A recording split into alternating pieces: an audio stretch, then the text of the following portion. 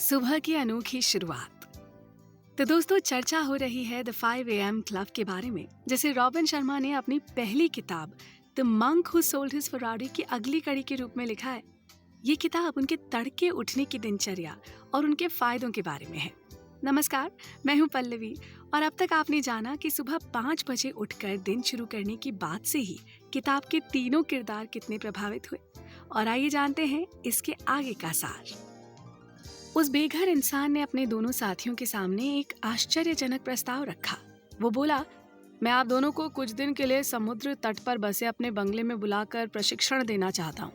मैं आपको अपनी सुबह की दिनचर्या दिखाऊंगा, जिससे आपको यकीन हो जाए कि तड़के 5 बजे उठने से हमें कितना लाभ हो सकता है। कुछ ही समय में आपके जीवन में कितने सुखद बदलाव आएंगे, आप इसकी कल्पना भी नहीं कर सकते।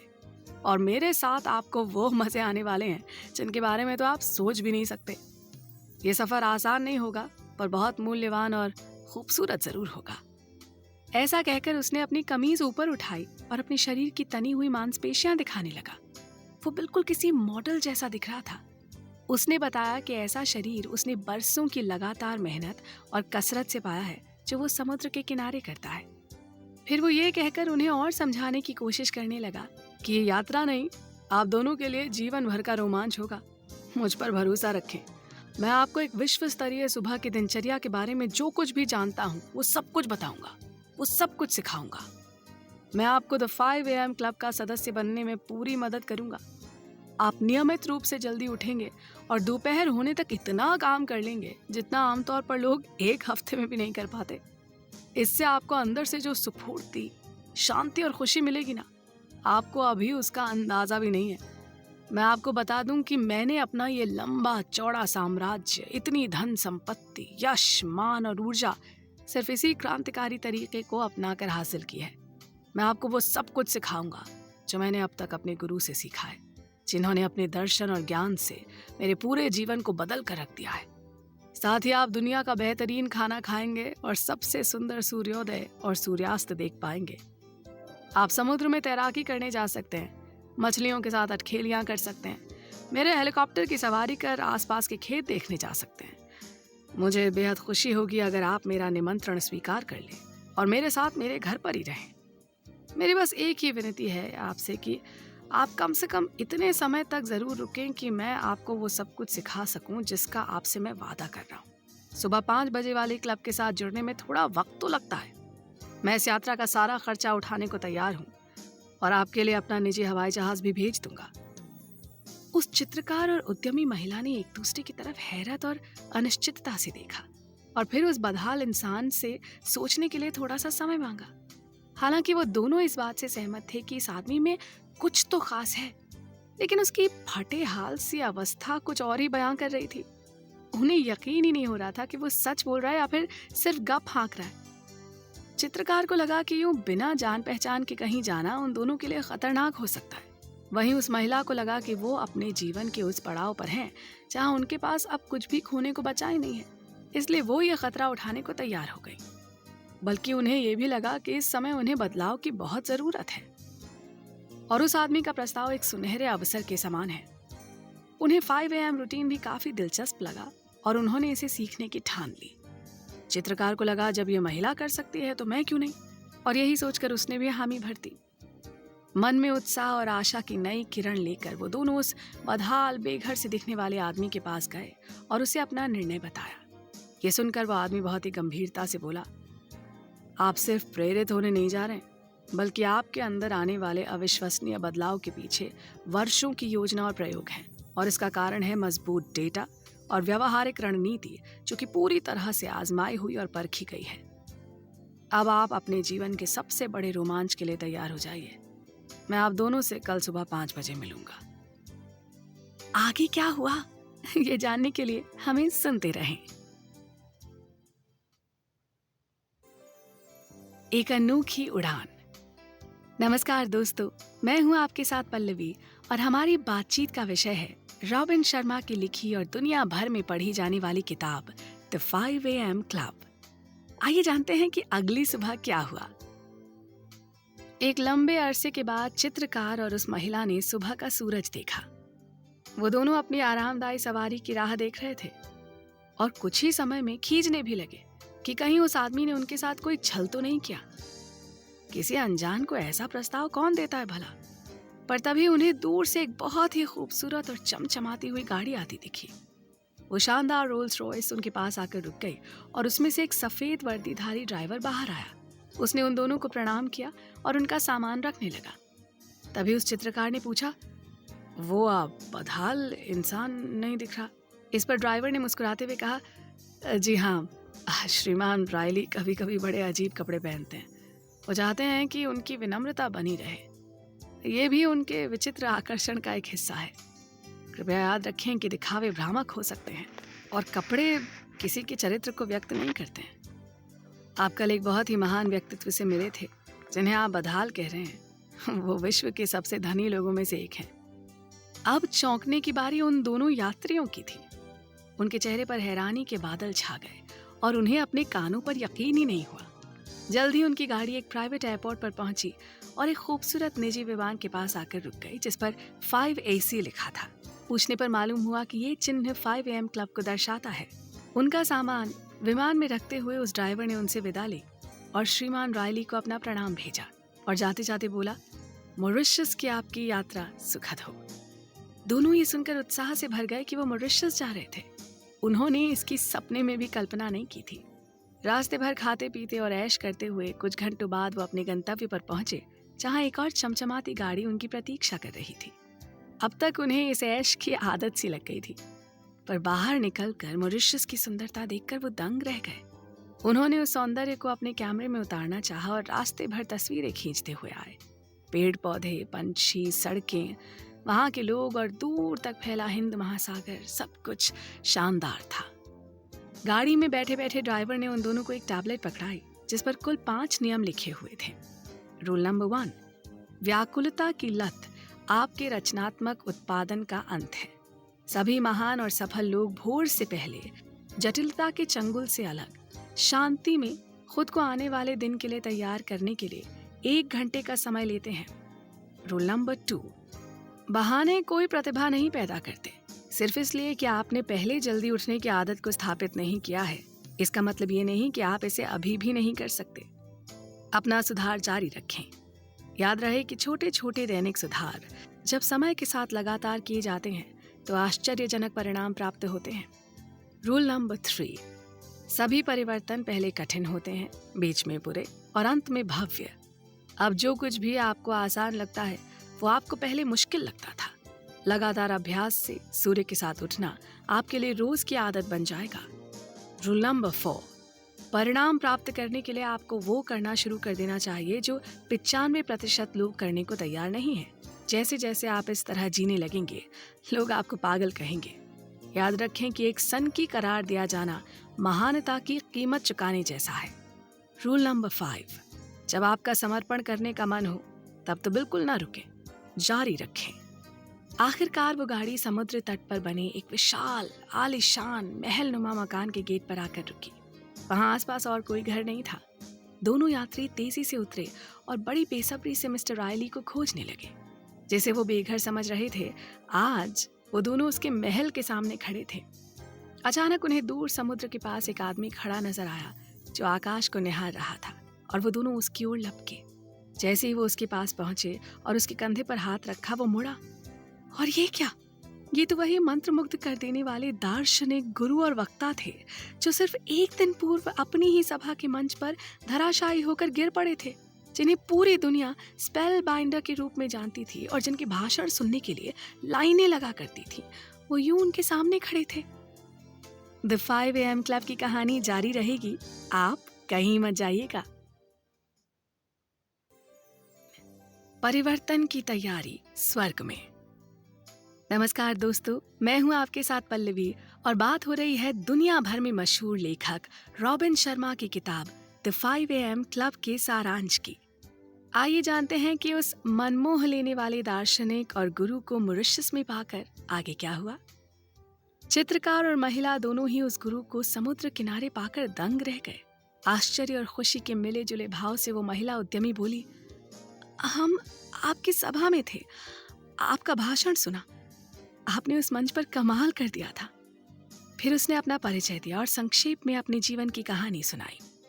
उसने बताया किस तरह सबूर से निराश होकर उसने अपना जीवन समाप्त करने का विचार कर लिया था। जब एक आखिरी कोशिश के रूप में वो उनका भाषण सुनने आई और फिर किस तरह उसके अंदर एक नई आशा और ऊर्जा का संचार होने लगा। गुरु ने उस महिला का धन्यवाद किया, पर साथ ही ये भी कहा कि वो तो केवल माध्यम है, उनके पास कुछ मूल मंत्र जरूर हैं, पर दरअसल अपने जीवन में बदलाव लाने के सारे प्रयास तो उस महिला के ही हैं। उन्होंने ये भी कहा कि ये शिक्षा और ज्ञान तो वो लाखों लोगों को देते हैं, पर उनमें से बस कुछ ही चुनिंदा लोग इस पर अमल कर पाते हैं। इस तरह की महान योजनाओं की एक साधारण सी शुरुआत होती है जब आप अपने आप को खुद के बनाए हुए बंधनों से मुक्त करते हैं। आपके अंदर की प्रभावी शक्ति आपको राह दिखाती है। प्रकृति आपकी सभी कोशिशों को ध्यान से देखती है और आपके प्रयासों को विजय रूपी उपहार भी देती है। ऐसे में आपकी इच्छा शक्ति बढ़ती है, आपका आत्मविश्वास परवान चढ़ता है और जगत आपको आपका तेज दिखाता है। अब से 1 साल बाद आपकी खुशी का ठिकाना न होगा, ये सोचकर कि आपने आज से शुरुआत की है। गुरु के बोलने के बाद अब उस चित्रकार की बारी आई और जो पहली बात उसने कही वो थी, शुक्र है आप जीवित हैं। आपको मंच पर गिरा हुआ देखकर हम सब तो बहुत डर गए थे। गुरु ने मुस्कुराकर उसकी बात सुनी और फिर उन दोनों को अपने पास रेत पर बिठाकर ज्ञान देने लगे। उन्होंने आगे कहा, हमारी संस्कृति हमें खिताब और इनाम, तालियां और प्रशंसा, पैसा और महल जैसी चीजों का पीछा करने के लिए कहती है। ये सब तभी तक ठीक है जब तक आप इन चीजों से एक इंसान के रूप में अपनी योग्यता को परिभाषित नहीं करते। इन सब का आनंद जरूर लें, इनकी आदत न डालें, इनकी सराहना जरूर करें, बस इन्हें अपनी जरूरत न बनने दें। इतना जान लें कि इन सब में कुछ भी अगर कभी खो जाए तो आप पर ज्यादा असर न पड़े। ये सब मोह माया है और कभी भी आपसे छिन सकती हैं। सिर्फ पैसा इंसान को धनी नहीं बनाता। जब आप एक इंसान के रूप में अपनी सबसे भव्य प्रतिभा का एहसास करते हैं तो सच्ची और स्थायी शक्ति अपने आप सामने आ जाती है।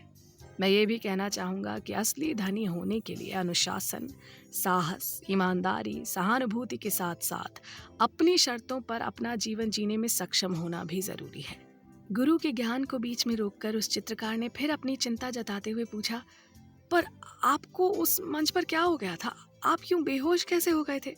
तब उन्होंने जवाब दिया कि वो अत्यधिक काम और थकान से चूर हो गए थे। कई शहर घूम चुके थे, कई लोगों से मिल चुके थे, कई भाषण दे चुके थे। लोगों को उनके सपनों से मिलाने की इच्छा में वो कई बार खुद को भूल जाते थे। वो भी एक ऐसा ही पल था। पूछने पर उन्होंने बताया कि वो मिस्टर रायली को कैसे जानते थे और वहां उनके घर पर क्या कर रहे थे। वो बोले कि हम दोनों के बीच गुरु और शिष्य जैसे घने संबंध थे और मैं कई वर्षों से उन्हें दीक्षा दे रहा हूँ। पर आज वो दोनों मित्र की तरह हो गए थे और बहुत सारा समय साथ बिताते थे। इस तरह एक लंबी और गंभीर चर्चा के बाद गुरु ने उन दोनों की प्रशंसा करते हुए कहा कि उन्हें वहां पाकर वो बहुत खुश हुए। उन्हें ये भी जानकारी थी कि मिस्टर रायली उन दोनों को वो सब गुर और पाठ सिखाने वाले थे जिनकी वजह से उन्होंने अपने जीवन में कामयाबी और महारत हासिल की थी। वो बोली कि एक गुरु होने के नाते मेरे लिए बहुत गौरव की बात है कि मेरा शिष्य मेरी दी हुई शिक्षा को आगे बांटना चाहता है। लाखों और लोगों की तरह 5 AM क्लब उन दोनों के लिए भी बहुत शुभ और सार्थक होगा। जाते जाते वो बोले कि शायद वो उनसे ज्यादा न मिल पाए क्योंकि वो मछली पकड़ने और तैराकी करने में व्यस्त होंगे। साथ ही वो आराम करके अपनी महीनों की थकान को भी दूर करना चाहेंगे। पर इन दोनों के नए जीवन का सूर्योदय होने वाला है। उनके अंतिम शब्द थे, अपनी सुबह के मालिक बने, अपने जीवन को सफल बनाएं। अगले दिन तड़के सुबह 5 बजे उसी समुद्र तट पर क्या हुआ, जानने के लिए बने रहें हमारे साथ। 5 बजे की दिनचर्या। Hello and welcome to the 5 AM club. जी हाँ, कल तक जो बेघर फटेहाल मालूम होता था, आज वो दुनिया के सबसे धनी लोगों में से एक निकला और उन्होंने कुछ इस तरह अपने मेहमानों को सुबह की पहली आवाज दी। मैं हूँ आपके साथ पल्लवी और जानते हैं कि किस तरह सुबह 5 बजे उठने की आदत आपका जीवन बदल सकती है। मिस्टर रायली ने प्रभावित होते हुए कहा, आप दोनों को यहाँ समय पर आया देखकर मुझे बहुत खुशी हुई।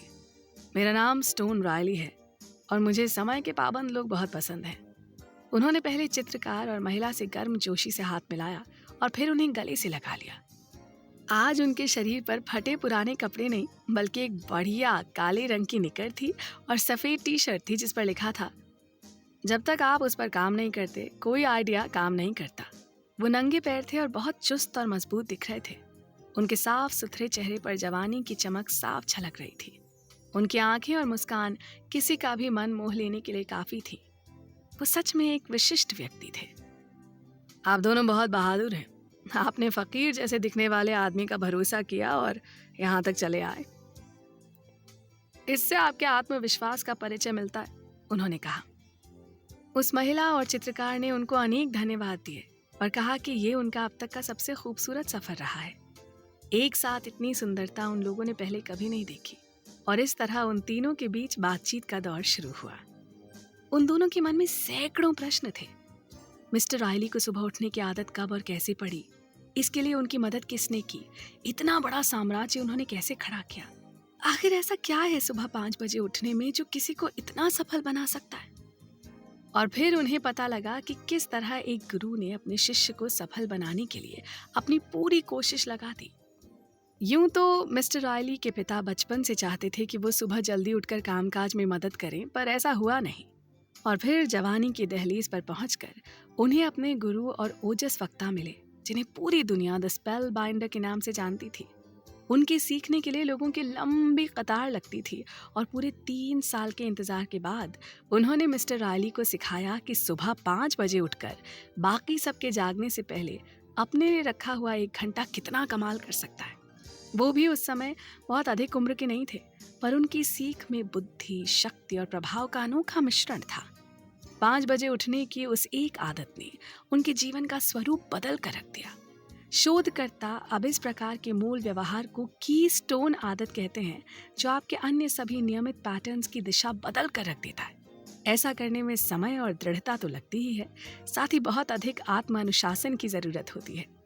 कई बार ना उठने का मन नहीं करता, सर दर्द से फट रहा होता है, आप आलसी, अनमने या चिड़चिड़े हो जाते, पर एक बार यह आदत लग जाने पर आपको स्वयं अपने अंदर बदलाव महसूस होने लगता है और दिन प्रतिदिन आप इस आदत का सम्मान करने लगते हैं। सुबह उठकर आपके पास अपने लिए समय होता है, भाग दौड़ नहीं करनी पड़ती, कहीं पहुंचने में देर नहीं होती। मेरे गुरु ने सिखाया कि मेरी हर समस्या का समाधान हो सकती है यह आदत। अपने दिन की शुरुआत में अगर हम खुद को बहुत केंद्रित, मजबूत और मुक्त महसूस करें तो कितना अच्छा हो। भोर से पहले उठकर जबकि आपके आसपास लगभग हर कोई सो रहा है, आपकी रचनात्मकता बढ़ती है, ऊर्जा निश्चित रूप से दुगनी हो जाती है और उत्पादकता निश्चित रूप से 3 गुना बढ़ जाती है। मुझे अपने अंदर ये सभी शक्तियां महसूस होने लगी थी और सुबह उठने के अनूठे लाभ साफ साफ नजर आ रहे थे। इसके साथ ही मेरे गुरु ने मुझे सुबह का सही उपयोग करना भी सिखाया, क्योंकि सिर्फ सुबह उठना ही काफी नहीं है। उन्होंने मुझे 20-20-20 फॉर्मूला इस्तेमाल करने को कहा, जिसमें से 1 घंटे को 20 मिनट के 3 बराबर हिस्सों में बांटकर उस समय का सही उपयोग करना सिखाया। मेरा विश्वास करें कि एक बार जब आप सिर्फ इस फॉर्मूला को सीखकर दृढ़ता से अमल में लाते हैं ना, तो आपकी उत्पादकता, समृद्धि, प्रदर्शन और प्रभाव में तेजी से वृद्धि होगी। मैं ये भी बता दूं कि मैं अपने करियर में जो कुछ हासिल करने में सक्षम हूँ, उसके बारे में मैं बहुत कम बोलता हूँ। मैं हमेशा डींग मारने को चरित्र के एक बड़े दोष के रूप में देखता हूँ। जब एक व्यक्ति सफल और शक्तिशाली बन जाता है, उसे इस बात को बढ़ावा देने की उतनी ही कम आवश्यकता पड़ती है। आप लोगों को अभी अपने आने वाले समय में होने वाले बदलाव का मूल्य पता नहीं है। इस नैसर्गिक दुनिया में आपका स्वागत है और जीवन की बेहतरी के पहले दिन में आपका अभिनंदन करता हूँ। तो इसके आगे क्या हुआ जानने के लिए बने रहें हमारे साथ। महानता की रूपरेखा। एक और अद्भुत सुबह, तड़के 5 बजे की मुलाकात, सुंदरता से भरा समुद्र का किनारा, आकाश में उगते सूर्य की लालिमा और स्कॉट रायली एवं उनके दोनों शिष्यों की उपस्थिति। ये अब रोज का अलिखित नियम सा बन गया था। नमस्कार, मैं हूं पल्लवी। आइए किताब के सार पर आगे की चर्चा करते हैं। स्कॉट रायली समुद्र की तरफ देखते हैं और पानी की लहरों पर सवार एक कांच की बोतल उनकी तरफ तैरती चली आती है। वो उसे उठाते हैं, खोलते हैं और उसके अंदर से एक रेशम के कपड़े के टुकड़े को निकालते हैं। उसे रुमाल की तरह फहराते हुए अपने दोनों शिष्यों को उस पर लिखे शब्द पढ़ने को कहते हैं। 3 चरण में सफलता का फॉर्मूला। साथ ही उस पर 3 गोल घेरे बने थे जिनके पास लिखा था बेहतर जागरूकता, बेहतर विकल्प और बेहतर परिणाम। उन्होंने समझाना शुरू किया। ये बहुत ही साधारण लेकिन प्रभावी तरीका है जो मुझे मेरे गुरु ने सिखाया था जब उन्होंने मेरी दीक्षा आरंभ की। आगे आने वाले सभी पाठ इससे जुड़े हैं, तो मैं चाहता हूं कि आप इस पर पूरी तरह ध्यान केंद्रित करें। उन्होंने कहा कि इस रूपरेखा को समझकर और इसका पालन करके आपको साधारण से असाधारण के बीच का अंतर पता चल जाएगा। लेजेंडरी अचीवर्स बहुत अलग होते हैं। वो जानते हैं कि शौकिया स्तर की जागरूकता कभी भी पेशेवर परिणामों के उच्चतम ग्रेड की ओर नहीं ले जा सकती। रायली ने आगे कहा, मेरे गुरु ने इसे ही द 3 स्टेप सक्सेस फॉर्मूला कहा है। कैसे आप महान चीजों को प्राप्त करने की अपनी प्राकृतिक क्षमता को बेहतर जागरूकता से बढ़ा सकते हैं और अपनी सुबह की दिनचर्या में 5 बजे उठने से किस तरह आपकी उत्पादकता बढ़ सकती है। आप साधारण लोगों से ऊपर उठकर अपने लिए सफलता के नए आयाम चुन सकते हैं, क्योंकि ये आपके निर्णय ही हैं जो आपके परिणाम बनाते हैं। उन्होंने इसे ही किसी भी व्यापार का कलेक्टिव डीप्रोफेशनलाइजेशन कहा है। वो लोग जिन्हें पूरी लगन से काम करना चाहिए, पूरी प्रतिभा और कौशल से खेलना या पढ़ना चाहिए, अपने संस्थानों में ईमानदारी से नौकरी करनी चाहिए ताकि उनका और उनके मालिकों का कारोबार बढ़े। वो सब मोबाइल फोन पर बेकार के वीडियोस देखने में समय नष्ट करते हैं, ऑनलाइन खरीदारी में व्यस्त रहते हैं, या और कुछ नहीं तो अपनी सोशल मीडिया को ही देखते रहते हैं। वो बोले कि उन्होंने आज तक इतने कामचोर, निकम्मे, परेशान और थके हुए लोग नहीं देखे। उन्होंने आज तक लोगों को इतनी गलतियां करते हुए नहीं पाया था। आपको कठोरता से देखना होगा कि ऐसे में न केवल आप अपने काम करने की जगह पर कैसा व्यवहार करते हैं, बल्कि आप अपने निजी जीवन में कैसे काम करते हैं। आपकी सच्ची गहराई इस बात से संबंधित है कि आप कैसे सोचते हैं और कैसे उसे काम में लाते हैं। सर्वश्रेष्ठ बनने के लिए यही होगी आपकी अडिग खोज, जिसके लिए आप दोनों पूरी तरह से सक्षम हैं। मेरे गुरु ने इसे नाम दिया था GCA, यानी गार्गेंशियन कंपेटिटिव एडवांटेज, जिसका अर्थ है खेल के मैदान में अंदर की जानकारी होने का लाभ उठाना। आज व्यवसाय में इस खेल को अपनाना बहुत आसान है, क्योंकि बहुत कम कलाकार उद्योग के शीर्ष तक पहुंचने के लिए काम कर रहे हैं। आज की दुनिया में महानता दुर्लभ है और शानदार स्तर पर खेलने वालों की बहुत बड़ी कमी भी है। जिनके पास ये लाभ है, उनके लिए सफलता की सीढ़ी चढ़ना कोई बड़ी बात नहीं। फिर वो उत्साह के साथ चिल्लाए, आप दोनों को ये लाभ हासिल है। आपके पास अपने प्रतिस्पर्धियों से आगे बढ़ने का गुप्त ज्ञान है। आपको शीर्ष पर पहुंचने से कोई नहीं रोक सकता। अपनी कोशिशों में कमी ना आने दें, हर दिन प्रयास करें। हमेशा याद रखें कि महान कंपनियां और अद्भुत जीवन रातों रात की क्रांति से नहीं बनते हैं। वो तो धीरे धीरे और लगातार विकास के माध्यम से बन पाते हैं। हर दिन की एक छोटी जीत ऐसे ही एक दिन बड़ी विजय में बदल जाती है। पर हम में से बहुत कम लोग इतने धैर्यवान होते हैं और इसका महत्व समझते हैं। इसी वजह से अक्सर महान नहीं बन पाते। ये सुनकर वो चित्रकार बोला, धन्यवाद, ये सारी जानकारी मेरे लिए बहुत ही शानदार है और मेरी कला के लिए बहुत मूल्यवान भी।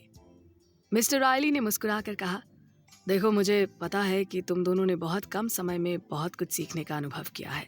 मैं समझता हूँ कि जल्दी उठना एक नया कौशल है जिसे अभी स्थापित होने में समय लग सकता है। मेरी कही सारी बातें, जैसे महानता को चाहना, भीड़ से अलग बनना, साधारण से असाधारण बनने की कोशिश करना, ये सब काफ़ी भारी शब्द हो सकते हैं। तो मेरी सलाह है कि बस एक गहरी सी सांस लें और आराम से इस पर विचार करें। असाधारण होना एक लंबी यात्रा के समान है और फिर रोम एक दिन में नहीं बना था, है ना? ऐसा कहकर उन्होंने वो रेशम का रुमाल अपनी जेब में डाला और वहां से चल दिए। आगे क्या हुआ, ये जानने के लिए हमारे साथ बने रहिए। इतिहास बनाने वालों का केंद्र बिंदु। नमस्कार दोस्तों, मैं हूं आपके साथ पल्लवी और चर्चा का विषय है रॉबिन शर्मा की लिखी किताब द 5 AM क्लब। आइए किताब के सारांश में आगे बढ़ते हैं। हमेशा की तरह उस समुद्र तट पर बेहद सुंदर नजारा था। सूर्योदय की लालिमा पूरे आकाश पर छाई थी। जब उस महिला और चित्रकार के जोड़े ने रेत पर चलते हुए अपनी मेजबान धनी दोस्त की तरफ बढ़ना शुरू कर दिया। सुबह की क्लास का समय होने वाला था और मिस्टर रायली वहां पहले से ध्यान मुद्रा में आंख बंद किए हुए बैठे थे। जैसे उन्होंने हवा में अपना हाथ उठाया, उनके महल की तरफ से एक सहायक तेजी से दौड़ता हुआ उनके पास पहुंच गया। उसने कागज के 3 पन्ने उन्हें सौंपे और बिना एक भी शब्द बोले वहां से चला गया। फिर उन्होंने पलटकर उनमें से 2 कागज अपने दोनों मेहमानों को दिए, जो अब उनके शिष्य भी थे। उस समय सुबह के ठीक 5 बजे थे। इसके बाद उन्होंने रेत में पड़ा एक सीप उठाया और उसे पानी की दूसरी ओर उछाल दिया। ऐसा लग रहा था जैसे आज सुबह उनके मन में कुछ गंभीर और गहरा भाव था, जो बाकी सामान्य दिनों की तरह हंसी मजाक से भरपूर नहीं था। अचानक उन्होंने उस महिला की ओर गौर से देखा और पूछा, आपके मरने पर रोने वाला कौन होगा? ये सुनकर वो चौंक गई। उन्होंने फिर पूछा, आपकी मौत पर लोग आपके बारे में कैसी बातें करेंगे? आपके जीवन को कैसे याद करेंगे? महिला को हैरानी में पड़ा देखकर वो बोले, हम सब ऐसे जीवन जीते हैं मानो कभी मरेंगे ही नहीं। भूल जाते हैं कि अपना कितना समय हम यूं ही गंवा चुके हैं। हमें लगता है हमारा समय कभी पूरा ही नहीं होगा। महिला ने कहा, हम इस सुंदर सुबह की शुरुआत इतनी अंधेरी बातों से क्यों कर रहे हैं? जवाब मिला, क्योंकि हम हर पल अपने लिए अधिक समय की चाह तो रखते हैं, लेकिन साथ ही साथ उस समय को नष्ट भी करते रहते हैं। मृत्यु के बारे में सोचकर हम उसे केंद्रित करने की कोशिश करते हैं। ये जीवन एक आशीर्वाद है जिसके अपूरणीय समय को हमारी व्याकुलता चुरा लेती है। हम फिजूल में मोबाइल फोन, डिजिटल और ऑनलाइन की दुनिया में भटकते रहते हैं और हमारे हाथ से बहुमूल्य समय तेजी से फिसल रहा होता है। ध्यान भंग करने वाले ये यंत्र हमारा समय नहीं लौटा पाएंगे। आइए कुछ ऐसे नियमों को अपने जीवन का अभिन्न अंग बना लें जिनसे संसार का इतिहास बदल गया था। ध्यान केंद्रित करने का पहला नियम। विश्व प्रसिद्ध साइकोलॉजिस्ट जेम्स फ्लिन ने पूंजीकरण की अवधारणा के नाम से पहला नियम बनाया। ऐसा क्या है जो एक महान कलाकार को इतना अच्छा बनाता है कि उनमें प्राकृतिक प्रतिभा की मात्रा नहीं के बराबर होने पर भी वो अपनी वास्तविक क्षमता की सीमा लांघ जाते हैं और फिर अपनी कला का पूंजीकरण करने में सफल होते हैं? इसका स्पष्ट सा जवाब शायद ये होगा कि हम सदा अद्भुत कला या कौशल के साथ पैदा नहीं होते, बल्कि उसे अपनी मेहनत और लगन से सफलता के शीर्ष पर ले जाते हैं। मिस्टर रायली का कहना था कि विश्व के सर्वश्रेष्ठ धावक के अंदर औरों की तुलना में भीतरी कौशल कम था, जिसे उन सभी ने अपने असाधारण समर्पण, प्रतिबद्धता और उनके पास जितनी भी ताकत थी उसे अधिकतम करने के लिए पूरा जोर लगा दिया। इन्हीं कारणों से वो संसार में इतना प्रतिष्ठित हो पाए। ध्यान केंद्रित करने का दूसरा नियम, व्याकुलता से मुक्ति। मिस्टर रायली ने कहा, अपने लक्ष्य से ध्यान हटाने का अर्थ है हमारी रचनात्मक क्रिया का रुक जाना, हमारी कला का समाप्त हो जाना। आज की सुबह के इस कार्यक्रम में इस पर चर्चा करना आवश्यक है। इंटरनेट की दुनिया ने हमारी दुनिया को पूरी तरह नियंत्रित कर रखा है। मैंने इस पर बहुत गंभीरता से सोचा है, क्योंकि ये हमारी सभ्यता और संस्कृति के लिए खतरा बनता जा रहा है। इसकी वजह से हम भी मशीन जैसे बनते जा रहे हैं। हमारे संबंधों में भावनात्मकता नहीं बची और हमारी कल्पना और ऊर्जा दोनों बेकार की व्याकुलता में लीन रहती हैं। हमारे पास वास्तविक और सार्थक बातचीत और सच्चे संबंध कम होते जा रहे हैं। उन्होंने अपनी बात दोहराते हुए कहा, बेकार के कामों से मूल्यवान घंटों को बर्बाद करना आजकल ज्यादातर लोगों की पसंदीदा क्रिया है। बौद्धिक रूप से हम जानते हैं कि हमें इन जीरो वैल्यू वाली गतिविधियों पर समय बर्बाद नहीं करना चाहिए, लेकिन भावनात्मक रूप से हम इस प्रलोभन को हरा नहीं पाते।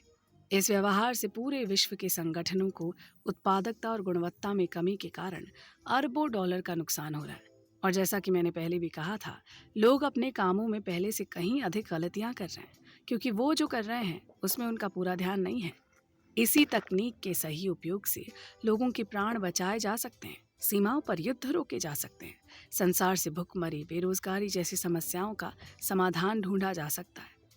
उस समुद्र तट पर दूर तक सुंदरता, संतुष्टि और भोर की शांति अभी भी स्पष्ट थी। आगे के नियमों के बारे में जानने के लिए आप हमारे साथ बने रहें।